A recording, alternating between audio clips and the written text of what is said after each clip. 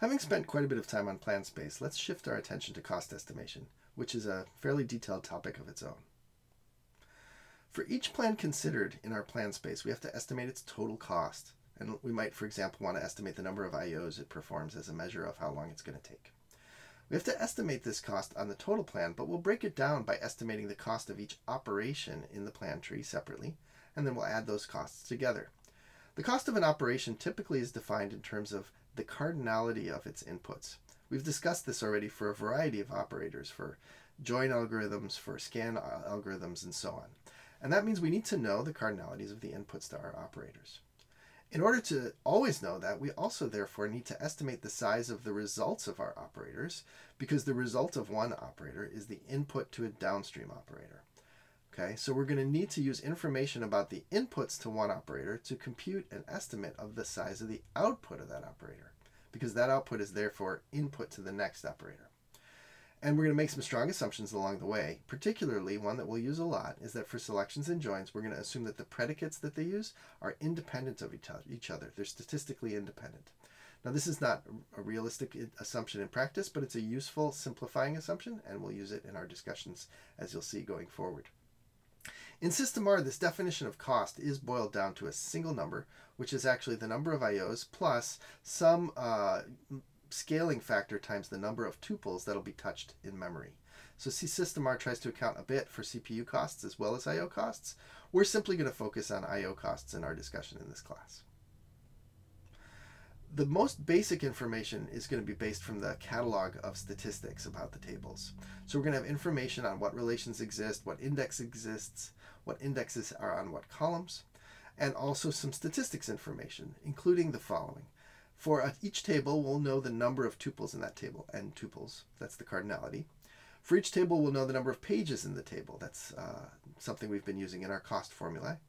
And here's some additional things we'll want to know about the data stored in these tables. We'll want to know the min and max value of a column. Low and high is what we'll call them.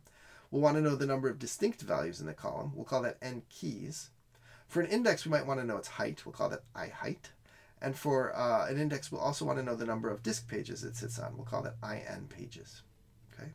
These catalogs are supposed to be kept pretty much up to date with the data, so they're updated periodically as you do insertions and deletions. It's a little too expensive to maintain them exactly, and it's not really necessary for them to be totally exact. So they'll be updated periodically in batch in the background. There's lots of approximation and estimation going on in the query optimizer, so a little bit of slop here is okay. I will say that modern database systems and query optimizers have more than just these basic statistics. They'll keep information, for example, on the distributions of data in a column that are like histograms, which we'll discuss later in this section. So the basics of size estimation and selectivity work like this. The maximum output cardinality of a select project join query is the product of the input cardinalities. That's what you'd get with a Cartesian product and no selections, right? Is the product of the input cardinalities. Now, for any selections or join predicates that we have, we'll call those terms. There's a selectivity associated with those terms that reflects the impact of the term in reducing the result size from its maximum of the product of input cardinalities. Selectivity is very simply defined. It's the cardinality of the output divided by the cardinality of the input. The book calls selectivity the reduction factor of a query. Almost everybody I know calls it selectivity, so we'll use that in most of the slides. Now, the funny thing about the word selectivity, and perhaps this is why the book doesn't like to use it, is that it's sort of confusing for speakers of English. In common English, when we say that something's highly selective, like the college I got into was highly selective, that usually means that it accepts very few people. But actually, large selectivity, by our definition, means that the size of the output over the size of the input is big, which means that it lets almost everybody through. Okay, so in our definition of selectivity, a large output is very selective. It has high selectivity.